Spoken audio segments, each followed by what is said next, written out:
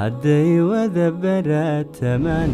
xaqiyo badilkii iselay waana gaalibin barkada haddaan culimada boqrani samahanagu boorinayn tintiyo kutubkii bilnaa barbaharta u soo laqiminaflo barnaamijkan waxaa ka qayb qaatay maalgelintiisa Hema Books, Telesom Company, Premier Bank,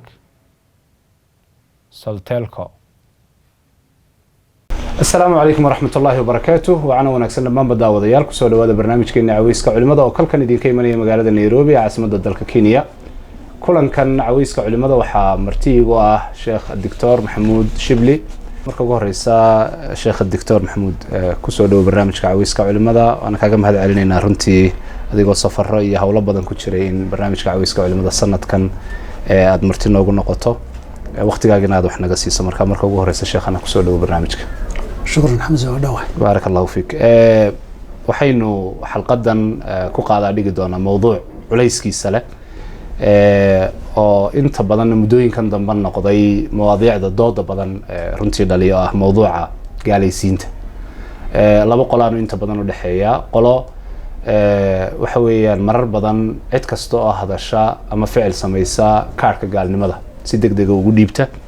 iyo in kale oo laga yaabo marar badan inay ficilo iyo hadallo gaalnimo intay ku kacaan haddana aan rabin in mowduucaas la soo hadal qaado oo hadalka ugu horeeyay yiraahdaan uu yahay culimadii iyo wadaadadii wuxuun bay gaalaysiinayaan ama gaalnimay dadkii ku xukumayaan ama kaarkii naartay sitaan ama wax lamid ah marka waxaan rabaa inaan marka ugu horeeya ku bilaabo islaamku halkee buu dhigay mowduucan ma gaalaysiintu islaamka ma kamid tahay si guud marka aad mowduuca laftigiisa u eegto bayna al-ifraad wa at-tafriid halkeebu mowduucani shariicada dhexdeeda yaala بسم الله الحمد لله والصلاة والسلام على رسول الله ما بعد موضوع التكفير أو معناه هذا تهي إن لا حكمه قف كان إنه قالوا بي أما وحاني قال نميه أما مسألة الحكم كذا دين كبحيته وحكمتها دي مسألة الأحكام الشرعية وإسلام قد معها سيدا قبيل أبتري النصب لو دشا معها ومبدأ عقيدة الله قاته ودقن كذا أفي أدب أباه وحقفك وقري كرو كان بيحكر له قاب لو قالو يوحياب الله قبعه صدرت المسألة دا مرنا وحال لقاها اللي وحيابها كينية إن لواي إسلام نمدي أو لقبعه وحدودها شرع قدتشي مرنا ضدك يكون دعاي أما السجود أما السجارة لا حكم إياه وحي لمتها أحكامتك للشريعة وهو حلال وحرام وهو واجب وسنة وحني شرع الإسلام كان خارجكم wax kasta oo la geli kara lagana bixi karo si loo galu leeyahay si looga baxana buu leeyahay bixitaanku mid rabitaan iyo kas looga baxana waa leeyahay mid la galay khalad lagu waayana waa leeyahay dadka hadda dawladdu jinsiyada ay bixiyaan jinsiyada qofkaas iskama qaato qaab lagu qaato oo lagu mutay leedahay haddana ka bixitaankeedu qof isaga baxay oo iska dhigayna waa jira qof galay khaladaad iyo falal uu ku waayana way jiraan markuu qofku falalku ku waayi lahaa galo ama isaguba ka tago waxaa soo baxa xukun ah qofka inuu jinsiyadda waayay طبعا la waayin baa jiro abtirkaaga iyo nasabkaaga iyo aadama inaad tahay kuwaasoo kale ma marka islaamku waa diin iyo caqiido حد لقى قال له حد لقى بحو يوحيابا إسلامي ماذا لقوا وايانا له هدو قفكو سيدي لقوا قال لها لي ما دانا وقال يا هدو وحيابه لقى بحي لها لي ما دو أما يساو ولا كسبه ولا يمادو أما يساو وكلا كسب صحيحا إلى إيماني ولا إيماني وحيابا لقى بحي كارو ولقوا واي كراجر kala caddayntaas waxa waa lagu waayaa waa looga baxaa waxaa diinta waa looga tagaa caddaynteeda weeyadu xukunka takfiirinta masaladaas dee khalad waa ka dhacaa tafadal sheekh in uu qofku ka badbadiyo waxaan waa lagu waayey waa lagu waayey waa lagu waayey sababo keenay leedahay in qofku uu doonayo inuu marada iska huwanaado diinta lafteedana uu laba dagaalamo ama waxyaabihii diinta looga baxayey diinta lagu waayeyna uu sameeyo waad weyday in la dhahana uusan doonaynin isagoo ka baqaya waad weydada waxaa ka dhalanaya waad weydada iyada dhib kuma haysa ahaan laakiin waxbaa ka dhalanaya ama aragtida bulshada ha noqoto ama axkaam ka dhalanaysa ha noqoto ama duruuf qoys ha noqoto ha ka dhalato reer iyo ilmaha la kala tegaya ama khatar nabadgeliyo adigabaaba xuduud iyo tallaabo laga qaadaya wax ka dhalanaya dad ka baqayaa jira oo doonaya waxana inuu sameeyo wixii ka dhalanayna wixii ka dhalanayana uusan qaadin inuu qayliyo oosan waxan la yimaado way dhacdaa oo yidhaahdo marka waxbaa la gaalaysiinaya marka waa mas'alada in lagu fogaado oo de wax walba axkaam iyo xuduud leh dad ku fududaada oo ku fogaada way jirayaan wax kastoo xuduud la sameeyeyna sabab baa loo sameeyey wax la ilaalinayaa jira qof doonaya xuduuddiina inuu gudbayna aan la garanna dee xuduudaha dowladaba qaar baa tahriib ku maro aad iyo aad documenti forgery ku maro in la ogaadana aan rabin kuwa xataa diimaha way ka jiraan aad iyo aad sheekhana aad baad mahadsantahay qodobka uun ah in caqiide ay tahay lana qaato qofkiina ka bixi karo mararka qaarkood waxaad soconaysa malaha Soomaalidu waxay aaminsan yihiin sida ay Soomaali u yihiin inay diintana ay u leeyihiin hidde iyo wax runtii uun marka maxaa teed u ah gaalaysiinta haddii aynu qodobka marka dawaabidda u nimaadno maxaa loo eegayaa marka laga hadlayo mawduucan maxaa teed u noqonaya shahamsi waa baab ballaaran oo in lasoo koobkoobo mooyaane marka laga eegayo maxaa xuduud u ah ama teed u ah waxay ku filan hadda markaad ka hadlayso waxay ku xiran tahay hadda qaybta aad ka hadlayso mar waxay ku xiran tahay waxani wax lagu gaalooba ma yahay iyadoon qofkaba la eegin waxay leedahay waxyaaba in la eego u baahan marna waxaa la eegayaa qofkani isagoo wixii wax lagu gaaloobaya uu yahay qofkan ku dhacay maxgaaroo loo tixgelinay ma jira iyadana waa baab labaad baab labaad saddexaadna waxaa la eegayaa qofka eegaya xukunkan ama qofkan qiimeynayahay isaga laftiisa maxaa laga rabaa saddexdaba waa saddex baahanta in la eego kow mas'alada marka la leeyahay ereygan lagu hadlay ama falkan la sameeyey ama mabda'an la rumeeyey ee la qaatay waa diinka bax xadkii islaamnimada waa lagu tallaabaa waxay u baahan tahay daliilka sharciga ah ee arrinta caddaynaya in laba arrimood laga eego ma sugan yahay aayad hadday tahay waa sugan tahay xadiid hadduu yahay ma sugan yahay hadday ijmaac la daliishanayo ma sugan yahay marka labaadna waxaa laga eegayaa hadduu waxaan la cuskanaya asal ahaan sugan yahay waxaan loo cuskanayaaye ma ku cad yahay mise meelaan meeshiisii ahayn baa la dhigayaa haddii la yidhaahdo waa ku cad yahay tallaabo saddexaad baa imanaysa waa ku cad yahayda waxaa ka dhalanaysa oo caddaanta saameeya sidaa halkan daliil iyo xujo looga fahmay ama sidan loo tilmaamayey daliil kale oo sidaasi ka duwan tilmaamaya ma jira saddexdaa tallaabo u baahan yahay in la ego waxa waa ku cad yahay laba macno ay qaadata markuu keligii yahay iyo markii xujooyinka kale iyo daliilyada kale laysu keeno caddaanshuhu laba bajbo labadaba qaata macnahaad u haysatay baa leexan kara oo lagu dhihi kara saa inuusan u saxnayn aad caddaymo kale oo adilo kale ka garan kartaa saas darteed saddexda arrimood bay u baahan tahay markii horta xukunkan la gaadhayo tallaabada labaad waxaa la eegayaa cidda xukunka gaadhaysa cid aqoon u leh ma tahay mise waa qof gacan togleynaya markay wax walba yimaado ee laga hadlaya wixiisa dhabta iyo xuduudihiisa qof yaqaan buu u baahan yahay leh aqoontii adiladan iyo inay sugan tahay aqoontii adilo kaloo isla mas'alada ku timid ma jiraan leh aqoontii ma ku cad yahay qaabka uu u tusayo sa darteed baab qof walba u furan ma aha dad ahlulcilmi ah oo qiimayn karay u furan tahay mararka qaarkood dee cilmigii baabo badan buu gelayaa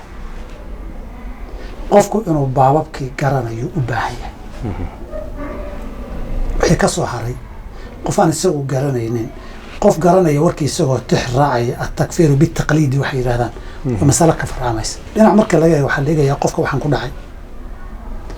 shuruuddii ma buuxiyey mawaanicdiise ama wixii hor istaagayay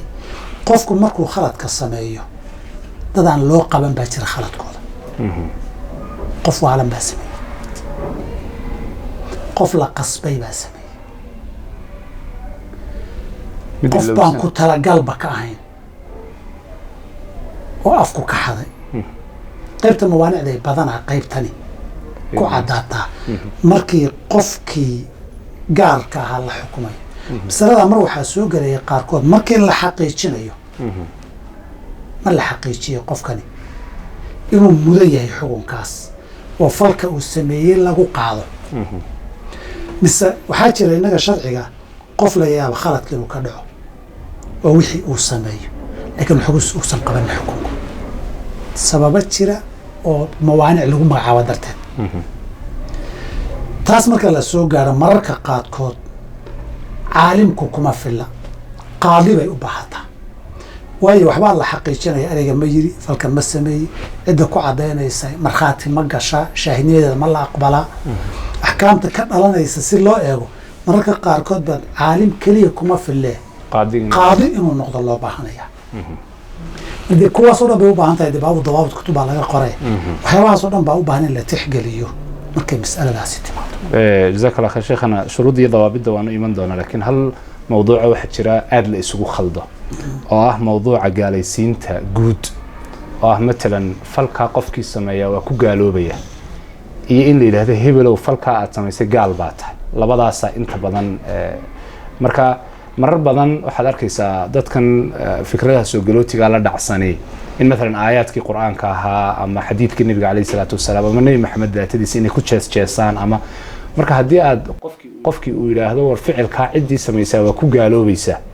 iyo hebelow ficilkaa aad samaysay waad ku gaalowday miyay kala duwan yihiin alxamdulilah ha waxbay ku kala duwan yihiin marka la sheeqeexayo xukunka guud ama aan qof gaara laga hadlaynin qofkii sidaas sameeya laleeyahay qof gaara laga hadlaynin in shuruud iyo waxyaaba la qeexa looma baahno in daliilkeeda sharciga iyo tii aan soo sheegnay hore sugan tahay baa loo baahanya inuu qofku qofkii ahalka u ahaa ee cilmiga lahay ee garan kara yahay masaladana daliilkeedu uu sugan yahay ku cad yahay daliil ka hor iman uusan jirin waayo markaa qof gaaroo la xukumayo oo laga hadlaya ma jiraan waa axkaam guud oo laleeyahay masaladaa xukunkeedu waa sidaas falkaa xukunkiisu waa sidaas qofkii sidaas sameeyey xukunkiisu waa sidaas dabcan markii saa la leeyahay waxaa xukumaya garashada iyo fahamka bulshada iyo dadka la hadlayso waa inay u bisil yihiin inay kii gaarka ahaa iyo kii guud kala saari karaan haddayna kala saari karin inaad hadalkaaga ku lamaanayso saan khalad loogu fahmin wax guud inaad ka hadlaysaad u baahanaysaa qof gaara markuu wixii sameeyo waxyaabaha wax kasta oo xataa shareecada keliya maaha wax kasta oo dunidan khalad iyo dembi ah qofku markuu sameeyo eegis gaaru leeyahay siduu u sameeyey isagu si wuxuu yahay sababihii ku xeeraabuu u baahan yahay si loo kala saara dadka xukunka uu qabanayo dadkuusan qabanayn qofka gaarka ah markay timaado baa u baahan taas in la eegay gaal baa tahay qofka lagu leeyahay ama waad gaalowday waxaan waa gaalnimo waxaad samaysay waa gaalnimo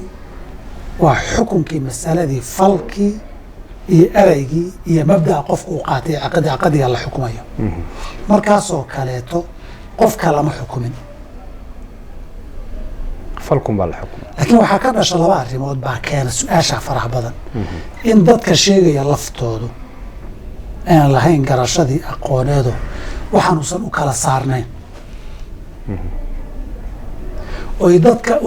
uba kala saarnayn wax guud baa la xukumaya wax gaari kii guud ku gaar ay ka dhigaan iyo dadka dhegaysanayay haddayna dan gaara lahayn inayna kala garanaynin wax guud baa la xukumaya adigoo gaara la xukumay ina kala garanaynin oona waxa u baahan dadka in la baro haddii si khalada loo qaadanayana hadalkaaga marar badan aada xakamayso tiraahdo wax gaara midi si guud baan u hadlayaa jazaak allah khayr sheekhana qadiyaddii marka mawaanicdan dib ugu noqonaya oo ah ma jiraan wax diidaya gaalaysiinta qofka haddii uu yidhi wax gaalnimo ah ama uu ku kacay fal qof gaari oo falkaasi uu yahay wax gaalnimo keeni kara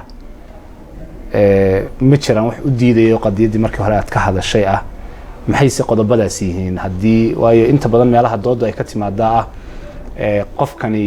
markuu ficilkii ku kacayn markiiba lagula degdego xukunka oo la yidhaahdo qofkaasi waxa weeye waa gaal weeyaan marka maxaa diidi kara ee qofkii isagoo ficilkiina sameeyey haddana gaalnimo ka hor istaagi kara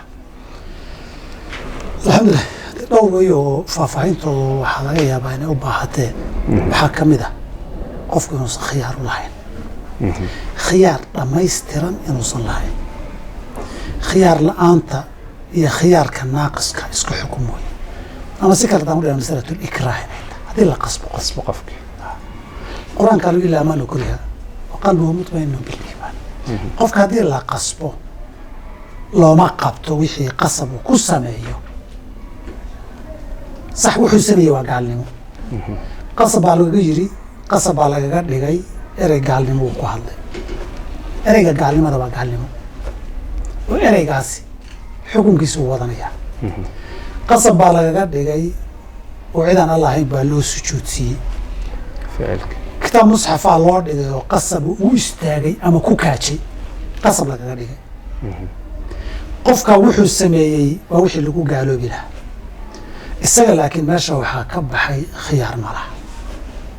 maadaamuusan khiyaar lahayn isaga xukunkii qaban maayo haddaan qalbigiisu raalli ka ahayn doonistiisi aan ahayn doonistiisa aynan ahayn inta annaga noo muuqataanan xukumaynaaye doonis qalbiga ma ka tahay isaga ilaahay baa isugaan kara saa darteed baabul ikraah baa ka mida marka koobaad waxaa ka mida ereygan qofkan ka dhacay inuu afku ka xaday dhehis ma lahayn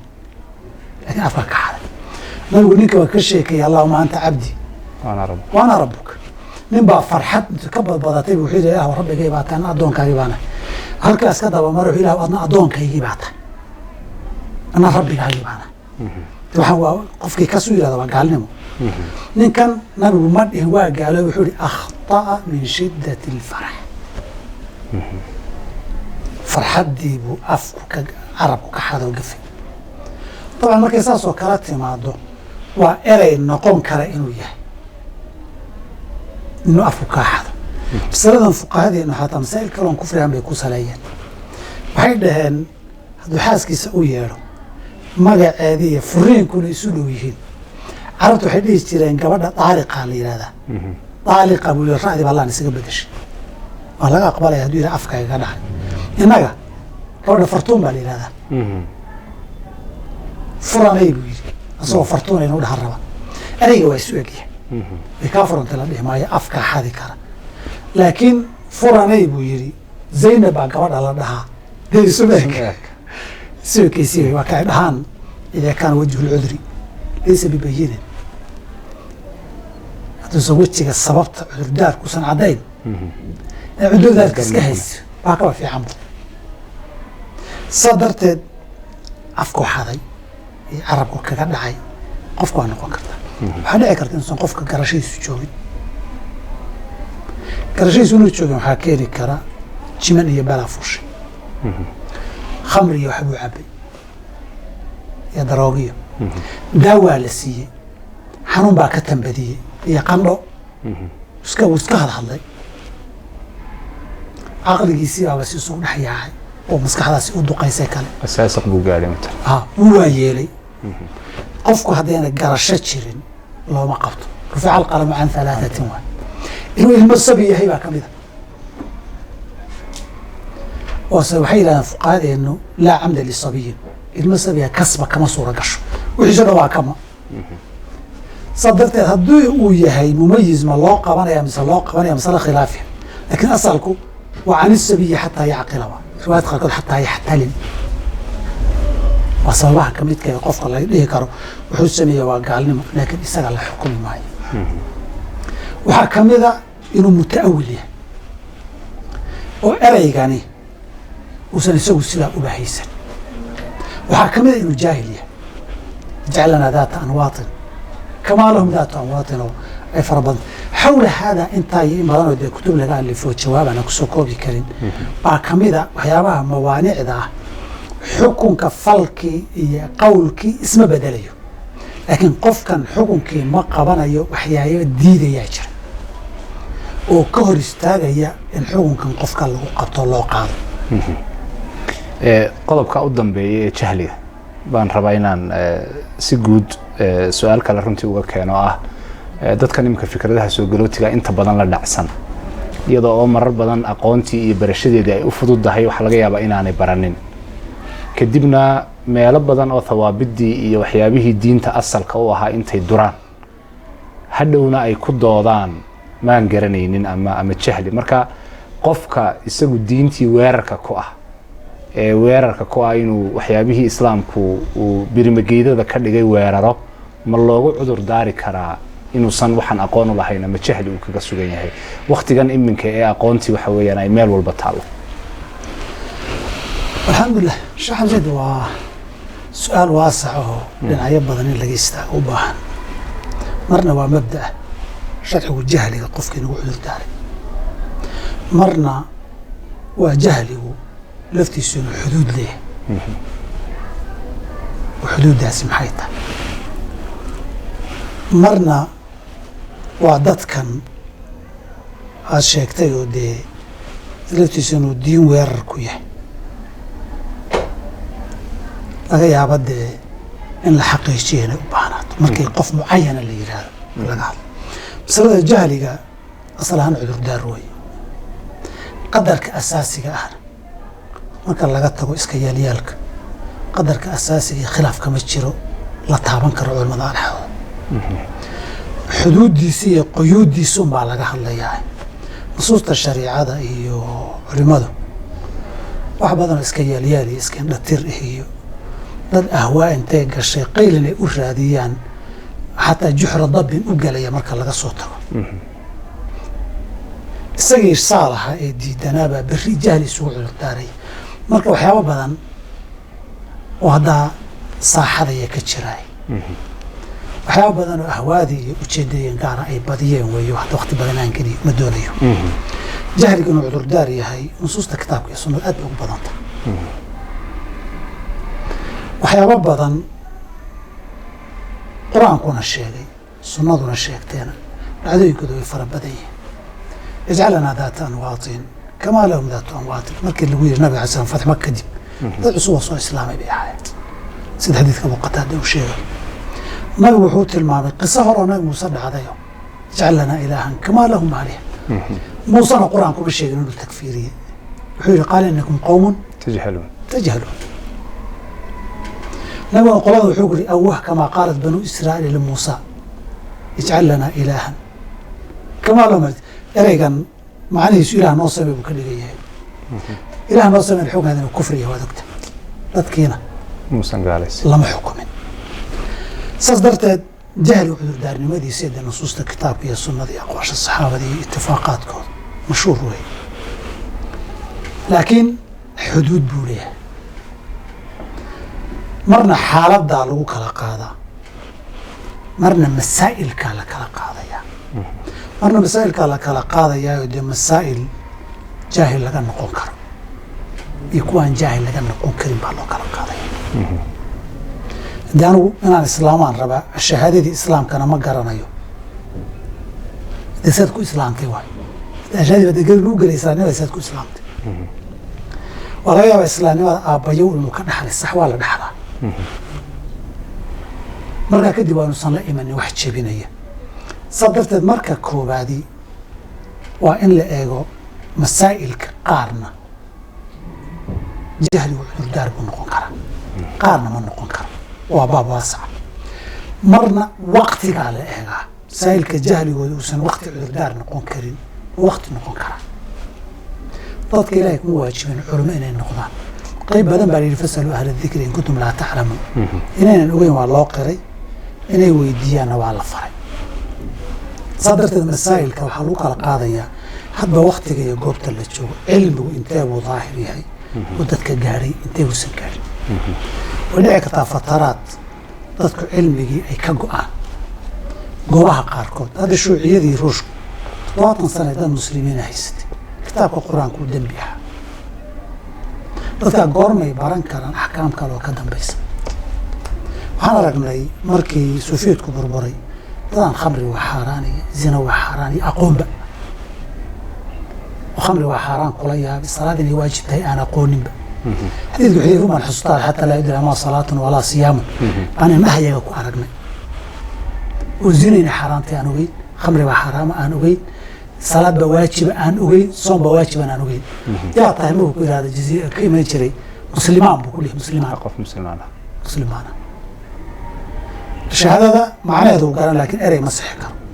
saa darteed waa xilliga fataraadka inqitaaca haddii aakharaba la imtixaani doono kuwa ilaahayba aan rumaynina waqtigul fatrada ku jiray kuwa ilaahay rumaysnaayee islaamka asaaskiisa qirsanaa intaa ay qirsanaayeen baa laa yukalifu allahu nafsan ilaa wusca waajibaadkooda ku ekaanaya saa darteed waxay u baahan tahay dee qofka iyo waktiga iyo duruuftaa la joogo in loo eego waa waxa loo yidhi nin culimo ah oo qiimeeyay u baahan tahay waxay u baahan tahay koowaadna waxaa weeye qaacidadu waxaa weeye inaad cafiga ku khaldanto baa ka fiican inaad cuquubada iyo xug khaldan qofka marka horeysa waa in loo sheego le waxaan waa gaalnimo saasuu ku yahay iska ilaali waxaa haddii la samaysa waad gaaloobi markaa kadib marka uu ku dhiiradaa xukunkiisa la siiyaa ku degdegu mar walba khatartiisuu leeyahay oo adiga haddaa ku degdegtood khaldanto adigii baa laga yaaba inaadan badbaadin oo qofka naftiisa wuxuu meel khatara ugu biimeeyo ilahina aan ku waajibin sax maaha jazaak allah khayr sheekhana qodobka culimada marka hal mar baad iigu noqon oo ah waayo mas-uuliyaddan gaaraysiinta qofkan caalimka ah maxaa laga doonayaa si kooban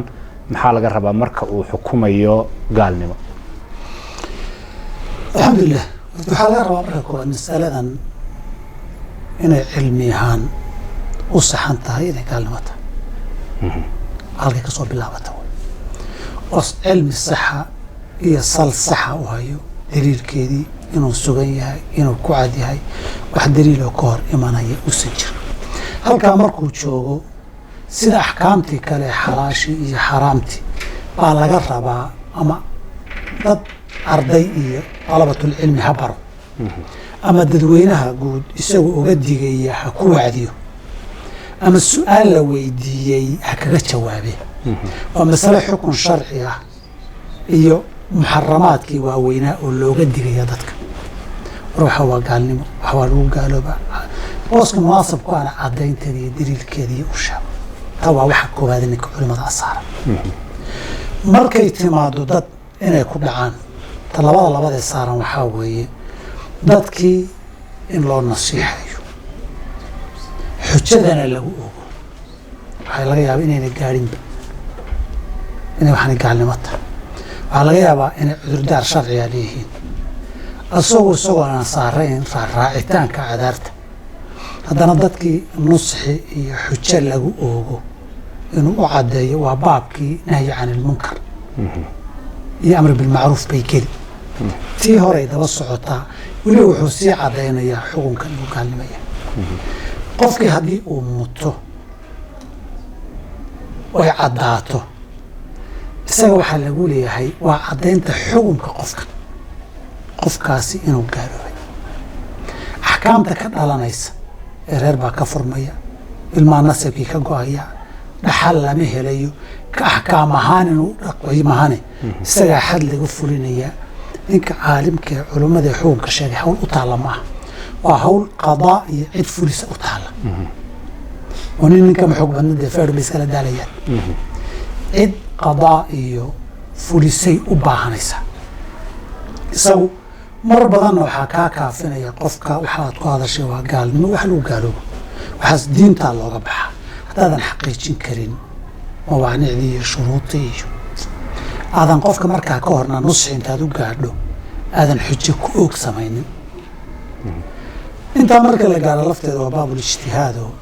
acyaanta marka la xukumayo baabul ijtihaad weeyo yukhti wa yusiibu. waana qaldami kartaa waana sixi kartaa bilaydooda. su-aasha ugu dambaysa marka sheekhana gaalaysiintii mar haddaynu nidhi oo mas-uuliyad culus oo cid gaara unay geli kartay qof waliba aanu ka hadli karin, shuruud loo eegayo, waxyaabo diidaya ay jiraan, waxaasoo dhan marka la isku soo koobo gaalaysiintii waxaa ka dhalanaya in qofkii la gaalaysiiyey dhiiggiisii iyo xoolihiisii iyo waxa weeyaan ay dee wax bannaan noqonayaan oo axkaamtii ka dhalanaysay bay ka mid noqonaysaa. su-aasha markaa muddooyinkan dambe xoogga u badanaysaa waxa weeyaan qofkii caalimka ahaa amaba dadku ay caalimka u arkayeen ee xukunkan isagu fatwooday, qofkan gaaladnimada ku xukumay marka dhiiggiisii la daadiyo ama xoolihiisii la qaado, isagii dembigii qeyb ma ka yahay? laa nacam. isagu hadduu ariiqii sharciga ahaa maray, ijtihaadkii sharciga ee saxda ahaana sameeyey kuma laha.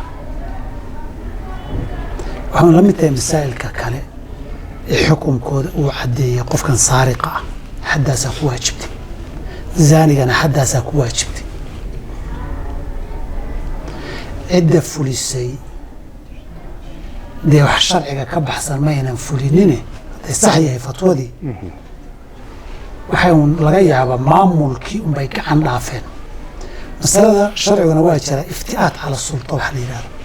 gacan dhaafkaa waa laga yaabaa dhibka iman kare darteed qofkii tacziiriya wax inuu muto oo la tacziiro. waxaa kala duwan marka qofkii uu saa ku sameeyey xukunkii in lagu qaadiyo gacan dhaafka xukunkiisa waa kala labo. waayo qof shaksi haddii shacabka iska gacan dhaafaan fitno ka weyn baa ka dhalan karta. taasu tacziir bay leedahay fitnadu dhalin kara iyo gacan dhaaf ku sameeyey. haddii xukunka ijtihaadkiisu uu khaldamana dee axkaamta kale ijtihaadkiisu falahu ajrun waaxidun buu ka mid noqonayaa. laakiin ninku marka xaqan caalim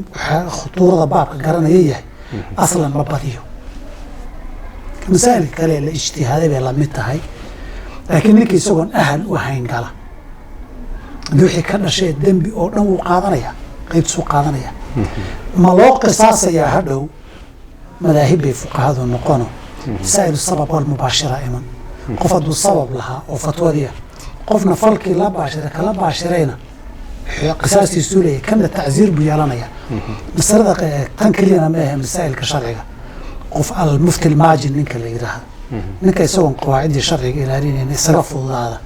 in dadka laga qabto, la garaaco, la xidho, la ganaaxo, la tacziiru yeelanaya. hadal baab buu gelayaa. abwaabtii istimaacu sabab almubaashira iyo kii horeeyey kii dambeeyey tafaasiishi iyo faa'iidii fiqiga. laakiin mabnaha asaasiga fiqigu gaar ahaan alfiqi shaafici sabab iyo qof falkii isagu fuliye hadday isu yimaadaan falka xukunkiisu qofka fuliye baa lagu qaadaya. qofkan kalena tacziir iyo wax buu yeelanaya ganax. jazaak allah khayr sheekhan, aad iyo aad baad mahadsan tahay. waa mawduuc runtii rib ah oo aada u culus. marka ugu dambeyn maxaad kula talinaysaa dadka mawduucaas doonaya inay ama wax ka ogaadaan ama ay tafaasiil dheeraada kasii helaan? su-aasha ugu dambeysa. alxamdulilah, si guud horta waxaan ilaa baabkaasi baab in lagu degdega mudan ma aha. in loo bato xukunka masaladan in la caddeeyo, dadkanaga nusxi iyo xujo lagu ooga loo badiyo maadaama jahliguna aada u badan yahay.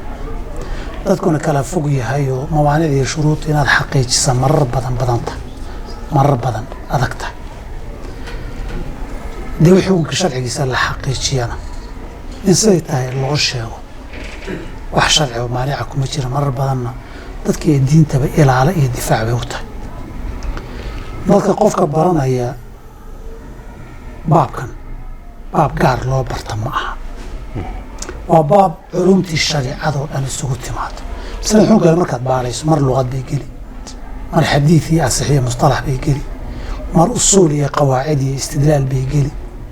qofku wix culumtii inuu garanayo buu u baahan yahay ee baab qofka culumta kaloo dhan intuu ka taga isagoo ku takhasusi malaha mushkiladda daahirada qaybka ka ah shaamsi waxaad arkaysaa dadku iyagoon iimaankii iyo islaamkiiba la baranin waa nawaaqid la baranaya qof aan weyse aqoonin oo wax weysada jabiya baranaya waxaad arkaysaa qof iimaankii iyo qaybihiisii iyo wuxuu ku ansaxayay aan aqoon oo waxa jabiya baranaya qofku wuxuu yaqaanu dabaqaa marka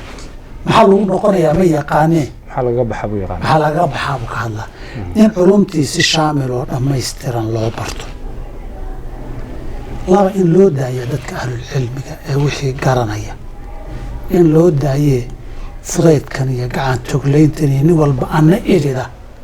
darsiga laga daayo caafimaadka dadkeeday u daayaan laakiin diinta markay timaado oo wada leenahay bay yidhahdaa oo wada leenahay bay yidhahdeen nin walba wuxuu rabu ka yidhaahdaa iyaguna in ishalaagin ummadana halaagin intaasaan dhihi aad iyo aad baad mahadsantay sheekhana mar labaad iyo mar saddexaad baa kaaga mahad celinaya runtii inaad barnaamijka nagala qayb gasho ilaahayna subxaana watacaala miisaanka xasanaadka ku saaro dhammaanba daawadayaal barnaamijkii caweyska culimada oo kalkan idinka imanayay magaalada nairobi ee caasimadda dalka kenya oo martiigu ahaa sheekh maxamuud shible ayaan intaasi kusoo koobaya intaynu kulankan mid lamida ku kulmi doono waxaan idinkaga tegayaa sidaas iyo nabadgelyo wassalaamu calaykum waraxmat ullaahi wabarakaatu